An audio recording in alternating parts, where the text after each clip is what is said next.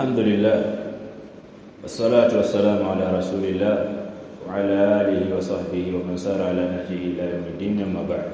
Kama tulivyotangulia, nataka tusahihishe ufahamu ambao umejazwa kwenye vitu vya wengi katika Waislamu kupitia vyombo vya habari ambavyo vimeasisiwa na Mashia kama vile Al Jazeera, BBC iliyoasisiwa na makafiri wa magharibi na vinginevyo katika vyombo vya habari. Ndio watangazaji wakubwa na wanatangaza kile wanachotaka watu waamini kwa ajili ya malengo yao. Ukweli watu wengi hawaujui, kwa sababu ukweli unafahamika kwa kusoma historia ya Uislamu. Ndio utawajua Mashia matukio waliyofanya. Hapa kuonyesha kwamba watu wanafuatilia mambo, nitawasomea ibara ya 12 ya katiba ya Irani. Nimeinukuu katiba ya Irani iliyopo hivi sasa. Ibara ya 12 al-maddatu athaniyata ashara, wanasema kwenye katiba yao, ad-dinu rasmiyu li-Irani huwa al-Islam. Dini rasmi inayofahamika Irani na inayo ungwa mkono na serikali ni Uislamu.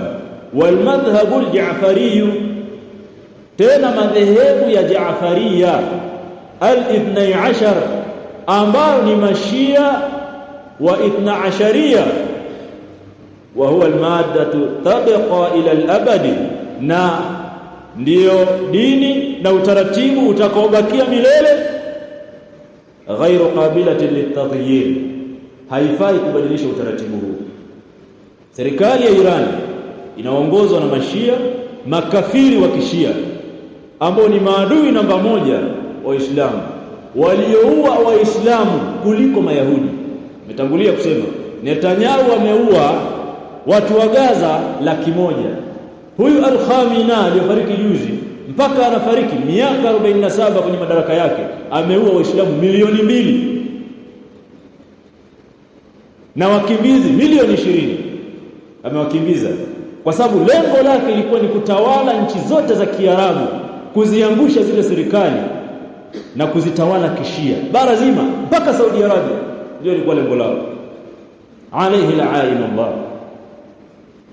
Hawa Mashia Ibn Asharia ambao miongoni mwa itikadi zao ambazo zinawafanya wawe makafiri bila kupepeza macho, katika itikadi zao kubwa, pamoja na ile iliyotangulia kwamba miongoni mwa akida zao ni kuwakufurisha maswahaba wote isipokuwa 4. Masahaba wakubwa kama vile Abu Bakar, Umar, Uthman, mbele ya Mashia hawa wote walikuwa ni wanafiki, hawakuwa Waislamu wa kweli. Mke wa Bwana Mtume Aisha radhiallahu anha, ummul mu'minin, Mashia wanamtukana matusi ya nguoni, wanasema alikuwa mzinifu tena kijikafiri kilichojipenyeza kwenye nyumba ya Mtume sallallahu alaihi wasallam. Ni itikadi ya dhehebu ambalo ndio linatawala nchi ya Iran.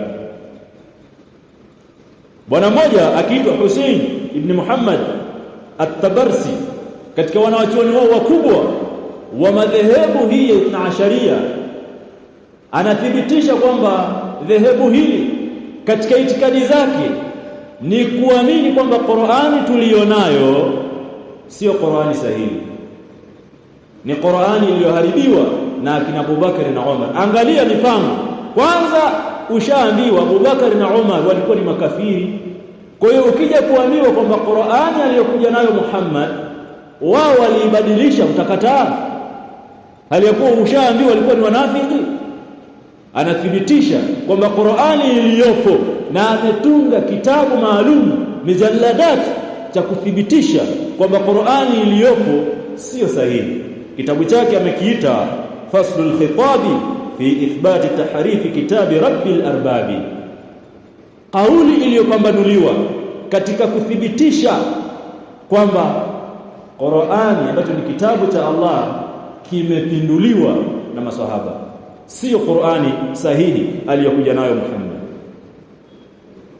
Katika utangulizi wa kitabu hichi mwanzoni kabisa akasema hadha kitabun latifun, hichi ni kitabu chepesi, jama'tuhu, nimekiandika, liithbati tahrifi alqur'ani, kuthibitisha kwamba Qur'ani iliyoko imeharibiwa na kina Abu Bakar, sio sahihi.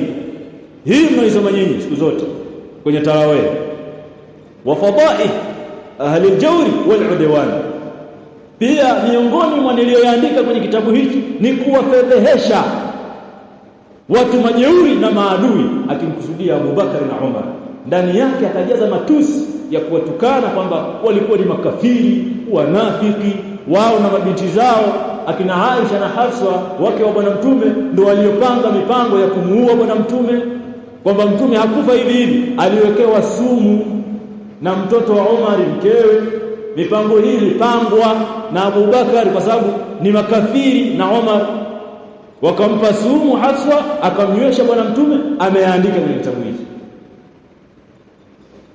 Ayuha nasu ibadallah, kadhalika Yaqub al-Kulaini alayhi la'anullah, katika maulama wao wakubwa wa Kishia, ana kitabu chake kinaitwa Al-Kahfi. Anasema innal Qur'ana alladhi jaa bihi Jibrilu, hakika Qur'ani ambayo alikuja nayo Jibril ila Muhammadin, kumletea Muhammad sallallahu alayhi wasallam, 17,000 aya, ilikuwa na aya 17,000. Al-Kulaini anasema hivyo. Na usisahau kwamba Qur'ani hii tunaoisoma ina aya 6,236. Al-Kulaini anasema ile yenyewe aliyokuja nayo Jibril kwa Muhammad ilikuwa ina aya 17,000. Ikiwa iliyopo ina aya 6,000, maana yake mtu aliyekusanya Qur'ani na kuiandika ambaye ni Abu Bakar aliondoa aya zaidi ya 10,000. Ndio anachokikusudia, aya 10,000 akaziondoa, akabakisha 6,000 na zingine akabadilisha kwa malengo yake.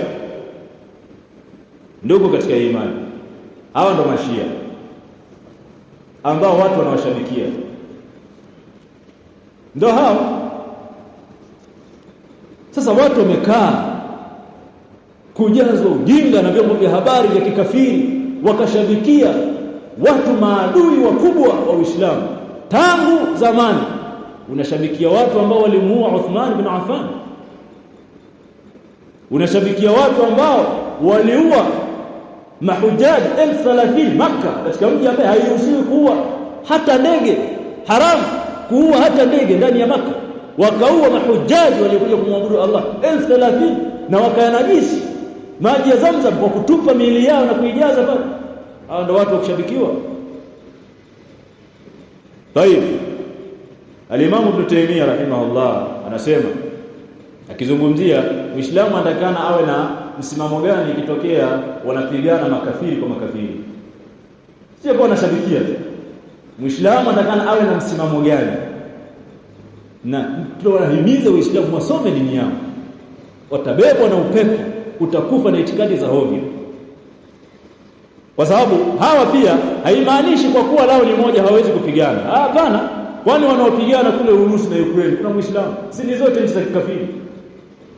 Makafiri wanaweza wakapigana. Ndio maana Ibn Taymiyyah anasema wanasu idha taawanu ala al-ithmi wal-udwani, watu wanaposaidiana katika madhambi na uadui kama walivyo makafiri. Mayahudi na Mashia kwa miaka mingi lao ni moja, wanaua Waislamu, wanasaidiana katika madhambi na uadui. Ibn Taymiyyah anasema watu wakisaidiana katika madhambi na uadui, abghadha ba'dhum ba'dhan, katika adhabu ambazo Allah huwa anawapa, baada ya muda huchukiana wao kwa wao na wanaweza wakapigana. Sasa Ibn Taymiyyah anasema inapotokea wanapigana maadui, idha altaqa alfajir bilfajir, Muislamu awe na msimamo gani? Watakapokutana muovu na muovu wakawa wanapigana, faqtatala, wakapigana, fa ahlaka Allahu ahadahuma, Allah akamwangamiza mmoja wao kwa yale mapigano ya baina yao, kama alivyoangamizwa Al-Khamina juzi. Kitokea makafiri wawili maadui wa Uislamu wote wanapigana, Allah akamwangamiza mmoja wao katika mapigano yale, Ibn Taymiyyah anasema falhamdulillah, Muislamu atakana amshukuru Allah subhanahu wa ta'ala, wa idha ahlakahuma jami'an, na akiwaangamiza wote wawili kwa pamoja katika kupigana kwao, falhamdulillah kathira, Muislamu amshukuru sana Allah kwa wingi. Qala, pia vile vile akasema idha qatala ar-rafidatu wal yahud, Ibn Taymiyyah akawataja wazi, ikitokea Mashia na Mayahudi wanapigana vita, fahmadillah, Muislamu mshukuru Allah, an araha almuslimina min ba'sihim, kwa kuwapumzisha waislamu na ubaya wao.